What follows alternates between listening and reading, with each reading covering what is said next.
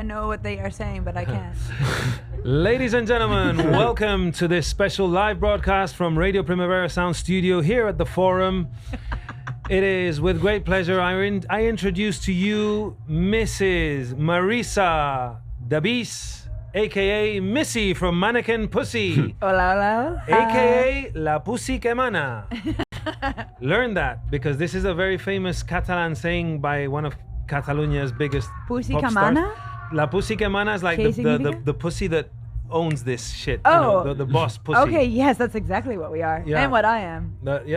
Again, I feel like an animal at the zoo. They are like crowding us right now. Yeah. We think it's secure. We'll be all right. Do you think they could break down the glass? No, this glass is thick. Yeah, you can't hear people through it, sadly. Can they hear us right now? Yeah. There's a loudspeaker. Oh, okay. Hi, everyone. This is. Hi. You're How's still. everyone doing? We can see you're still glowing from having performed about 15 minutes ago or Thank something. you. How did you feel the set at this year's Primavera? I felt great. I mean, my in-ears were a little wild, so I heard strange things. But you just stay in the moment and you do the best you can. Yeah. And the crowd was so beautiful, so animated, so alive. It's everything I love about playing festivals is the chaos. And because you're playing such a recent album, a lot of your recent album, which is fantastic, one of the albums of the year, I might add, I Got Heaven. Are you still in that phase where you're still like remembering parts and stuff, and you can't fully enjoy the show because you're thinking? Or? No, it's fully locked in. I know it. We 4 days ago we finished a 7-week US tour, Yeah. so I know what's going on. Like a 7-week tour of the US. I'm so tired. You don't look it. You're glowing, as I say. Thank you so much. How do you manage? How do you keep it up when you have like such a long US tour and next is Europe and festivals where your energy has to be so. In the US, or at least on that tour, I was like just horrifically boring. Really? Yeah, I mean, the show would end. I didn't drink at all. I didn't really smoke at all. You don't night eat. That's another thing that's like really bad for your voice. I was just so obsessed with being as on as possible because like those American shows we did were the biggest shows we've ever done. Every single show was sold out on the entire tour, so it was just this monumental thing for us. And I was just approaching it from this place of I want to be at the top of my game every single night. And then that tour ended, and 4 days later I'm here in Spain, and I'm just like, I need to drink. Have a little cerveza. I need to have a cerveza. I need a little bit of vino. I need to do something to just take off the edge because I'm so tired and I want to have fun. Yeah, That's fair enough. It's just so much. but it's nice because you got an early-ish kind of slot, so you've still got. We got blessed with this spot. Yeah. Because the first time we played Primavera, it was like 4 a.m. Oh yeah, those late slots. Yeah, late and it's slot, packed. but still thousands of people. Yeah. But a 7:45 slot. Yeah, because now you can enjoy the rest of the evening. Yeah. Are you? Or do you have anything on your I list? intend to. I want to see. Oh, I'd love to see Emil and the Sniffers right now, but we're chilling. We're talking. I love them. I'm sorry. We played some I feel shows bad. together in the U.S. and we're buddies now. Yeah. So I love them. But I want to see Justice at 1:45 in the morning. 100%. I want to see The Armed at 2. Hola. There's so many people coming up to these windows They right loved now. it. It's They so loved cute. it. Look at the glow in their eyes as well. Yeah. Everyone's glowing. Everyone is glowing after the Mannequin Pussy set. You can't Yeah. fake love like that. Yeah. And speaking of this taking care of voices, because Amy from Emil and the Sniffers, she's had to take care of her voice today because they're on tour, and she has a bit of exhaustion in her voice. So professionally, have you ever had to face one of those things where you're halfway through a tour and all of a sudden you're like, damn, I'm almost hoarse? Oh yeah. And what of do you do? course. What's the procedure? I think this is the worst thing about being a singer is just, again, how horrifically boring it makes you. Because everything that is fun is bad for your voice. Yeah. Just fucking talking is bad for your voice. Yeah. Are we allowed to swear on this? Yeah. Love radio. You guys are nothing like the BBC, No. who won't even say pussy, by the way. What do they call Really? you then? Mannequin P. Isn't that fucking ridiculous? What about you It's- could just say it's a pussy cat? Yeah. I would love if they would say just mannequin party, mannequin pussy, make a little Spanish. How about Mannequin Puss? Gross. Yeah, but you know. Well, like Puss in Boots. Mannequin Puss. Mannequin Puss in Boots. But no, they say Mannequin P, which I think is horrific. Oh God, they're so. And we're playing. Anyway, whatever. We were talking about the voice, and so the thing about being a singer is that you're very. You do really kind of owe something to the audience. Like they're there to hear you, and you want to be able to give them 100% every single night. But it is actually very unrealistic to feel like you can be at 100% every single night when you're talking about a tour that is weeks and weeks and weeks long. Like there are days where you're going to feel like a shell of yourself. There are days where you're going to be so tired and you don't want anyone to see you, and you feel like your voice just can't make it. But you kind of, on that US tour, it's like alcohol is like one of the worst things you can do for your voice. Smoking is one of the worst things you can do for your voice. Just fucking talking, and then night eating. That's weird, like, because it generates lots of phlegm or something. Yeah, or what? when you eat at night, Before going to bed. you the reflux will come up and it'll tear away at your vocal cords. Oh. Isn't that bullshit? That's horrible. And So like you- one of my favorite things is like housing a cheeseburger at 2 a.m. Yeah. So you finish a gig and you can't eat. No. Oh, great. That sucks. Yeah, so I finished 7 weeks of being this pure, beautiful angel, Yeah. doing it really well, and now I can't. I need my mind. You It's know. Primavera Sound. Come Yeah, on, you exactly. can't- Cheers. Do you have Saludos. something you do, like if you kind of are feeling like down or tired or whatever, and you got a gig coming up? Is there something you can do that just makes you like kind of get into it? No, not really. Honestly, it's like I will say though, like the band dynamic of everyone between Mannequin Pussy is really one of very real love and pure love. Yeah. Like we like to say all the time that we've never fucked each other. It is a very pure group creative friendship between us all Yeah. with no romance. But we just like being around them does lift me up, Yeah. because if I'm having a hard day, I can talk to them. Yeah. And we can be there and we know each other so well that we can just see if someone is in a mood where they need something more. Yeah. I think you're the anti-Fleetwood Mac. Yeah. Yeah, honestly. Mannequin Pussy is absolutely like a band that's like, we've never fucked, we never will. Never blow cocaine up, and, you know. Anyway. Well, that... No, that's good. No, never mind. Something. But speaking of intimate relations, I mean, there's a lot of it's your latest record, I Got Heaven. It is a randy record. There's a lot of You think horniness so? going on. Yeah, there's Yeah. there's and it's a record that would be good for like spending an afternoon being very intimate with someone special. You think so? You think you could put on that record and make out with someone to it? Yeah. Oh, that's special. Yeah. Maybe have some Sade lined up for after, or Like a or Radiohead before. and Rainbows. In Rainbows for me. Tom York doesn't do it for me. What? I love it. I love him, but not for that. In Rainbows is like one of my go-tos.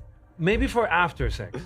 Interesting. After sex, yeah, like House of Cards. It's like, I think the lead up is actually like quite the perfect. the tickling on the arm moment of like, oh, let's just lay here and smoke something, and that, yes.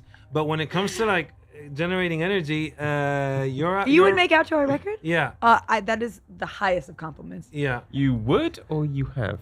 No, not there yet. But I have 2 small children. That's not happening. When it's like, mommy, daddy, what are you doing? Bye. Ew, mommy. Ew, daddy. Ew. I can't see. And you're like, you don't even want to know how we made you. Yeah, exactly. So, but there's a lot of heartbreak on this record as well, right? Or Actually, dealing no. I disagree with this. with. Okay. I don't think there's a lot of heartbreak on this record. I think our third record, Patience, was absolutely it was a heartbreak album. But I think I Got Heaven is what happens in the aftermath and the acceptance of that heartbreak. And when you've decided that you actually need to go a path that is solitary and alone. And it is just you and your loneliness and you and your relationship to yourself. And when you do commit to yourself in that way, where you're like, I need to spend time with myself to figure myself out, to figure my traumas and my hurts and my wounds, and to work on the things that make me feel alive. eventually loneliness creeps in. Eventually that longing to be touched again creeps in. Eventually that horniness creeps in. And so that's why I think the record is very kind of horny in that way, because it's what happens within solitude, but in a very secure solitude. And a bit of the fantasy of what love and relationships are. But I don't think there's a lot of heartbreak on it. I think it's more just acceptance. Yeah, I think that's what I meant. It's the post-heartbreak when Yes, when exactly. you're starting to heal and come out of your shell. How is it like when you go on these tours and you're a rock star and people are adoring you and stuff? Do you get depressed when you go back home and you gotta like restock your fridge and do your laundry and No, I love that. I actually, before we got back to, we live in Philadelphia. Yes. We got back to Philadelphia on a Sunday to play we played 3 home shows. We played on a Sunday, and in between sound check and doors, I went to the grocery store and then like went to my apartment to like stock up my fridge. I love that shit. And what about the silence? Is it deafening? Like when I you've been like, love the silence. If I'm driving around in my car alone, nothing. no radio? I drive around inside. Well, recently actually I've been listening to Tinashe's Nasty a lot in my car on loop. You know that song? I've been a nasty girl. I've been a nasty girl. You know that? It sounds familiar. Yeah. It's a hot song. But Tinashe. Tinashe. Yeah. Tinashe. But no, I love the silence, because my life is so loud all of the time, and I'm constantly screaming and emoting and just like giving so much that in those moments that I get to be alone with myself and with those domestic aspects, that is actually what feels more exotic to me at this point. It feels more exotic to be alone in my own silence, making a meal for myself, than it does to be within the glow of what this world is. Does it get lonely in the sense of you live a lifestyle which, if you have like a group of friends who, they live in a city, they have their jobs, even if they're like all in creative industries or whatever, you're away half the year or half the time. Yeah. Is it hard to maintain like a good social life?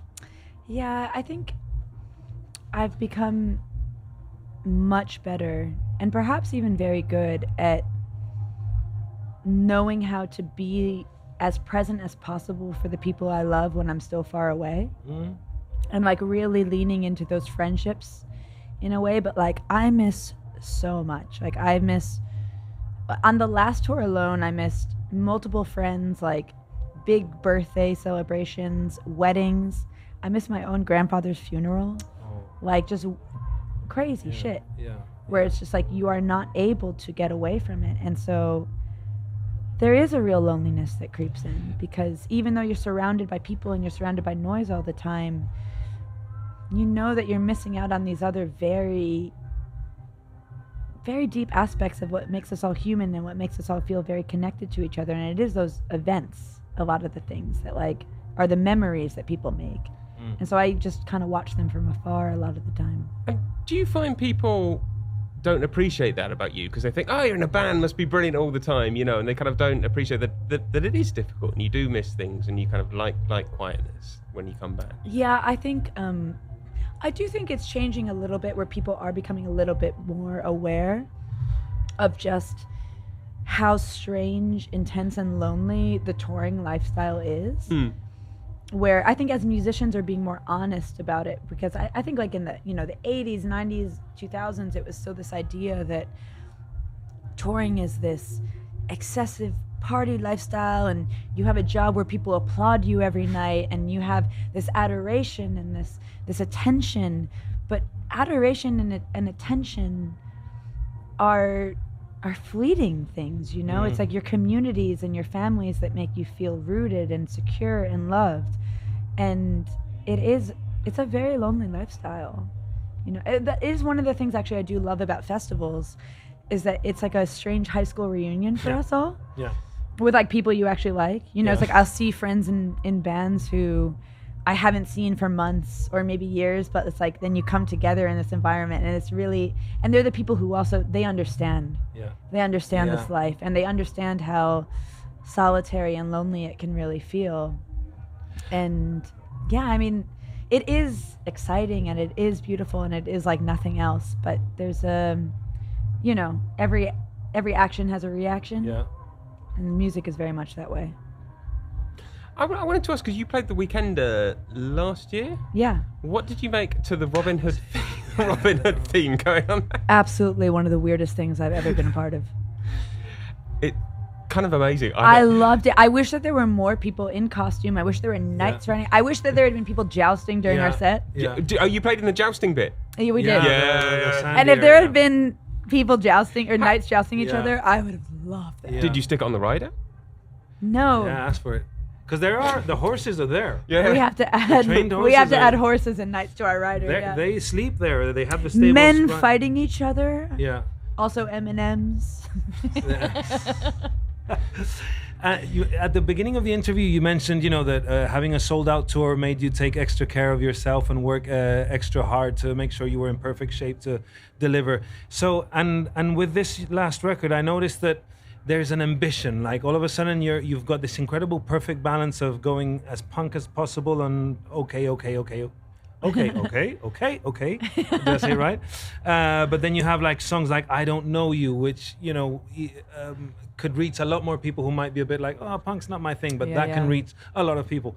So, is there like an ambition for Mannequin Pussy to reach somewhere higher than that kind of indie alternative circuit? I think that the ambition that lies within us is really about making the most beautiful song we can possibly make. And for us, beauty lies in those extremes. Beauty lies in something like "I Don't Know You" that is like soft and sweet and pleading. And beauty also lies in something like "Of Her" that is aggressive and like in your face and so polarizing, I think. And a lot of it, I think, really does have to do with like femininity in this way, where it's like, because our band is mostly women as well, it's like we have this, we're so much more complicated than very often society allows us to be. And we have all these different sides of ourselves that we like want to show. And even, for Bear, who's a man, like he's not allowed, in so many ways, like men are not allowed to express this vulnerability and this sadness and this heartbreak within them, and they're just supposed to be strong, right?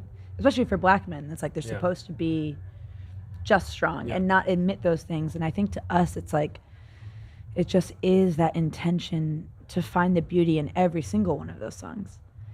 And so like an audience might not. There's so many people who are like, "Oh, I like Mannequin Pussy for the soft stuff. I'm not really into the punk stuff, like all of our moms." But like for us, I mean, again, there's beauty in all of that, because there's beauty in the whole gambit of human emotions. Yeah. And that's what we want to express. And I hope that we get to, and I know like we want to go as soon as possible into like writing new music, because there's just more percolating in us. There's more just that we just want to get out. Well, Missy, it's been an absolute pleasure having you here on Radio Primavera Sound. You're a band that you're already part of the Primavera Sound family tree, shall we say? Thank you. And we're gonna keep calling you back and back again as long as you keep wanting. If you keep wanting to come back, of course. My gosh, this is a beautiful family to be a part of. Yeah, we love Primavera. I mean, like this was actually Primavera really was the first festival we ever played. What? Isn't that crazy? Wow. In 2017. We played, I think, the same stage, but it was called the Pitchfork stage back then. Yes. That was the first festival we ever played. So, wow. Your history is tied with our lovely Absolutely. little location here. Ostras. I'm getting goosebumps. Ooh, I'm getting flashed. Well, Missy, thank you so much. Thank you. You look fantastic, ready for a wonderful Thursday night like tonight. So please have all the fun that you want to have. This is all for you. Thank you for giving us so much. Heck yeah. Congratulations on all of your albums and on your trajectory. And we hope to see you very soon. Thank you. We would love to come back anytime. Be an honor.